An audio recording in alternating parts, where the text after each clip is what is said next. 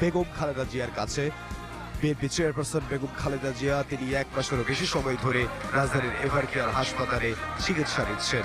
সেখানে তিনি চলে যাবেন। তিনি আজ সুস্থ থাকলে হয়তো বিএনপির ভারপ্রাপ্ত চেয়ারম্যান জনাব তারেক রহমানকে অভিবাদন জানাতে, তাকে গ্রহণ করতে, তিনি যে 17 বছর পর বাংলাদেশের মাটিতে পা রাখবেন, তাকে অভিবাদন জানাতে, তাকে গ্রহণ করার জন্য তিনিও হয়তো হযরত শাহজালাল আন্তর্জাতিক বিমানবন্দরে যেতেন। কিন্তু তিনি অসুস্থ থাকায় রাজধানীর এভারকেয়ার হসপিটালে তিনি চিকিৎসা নিচ্ছেন।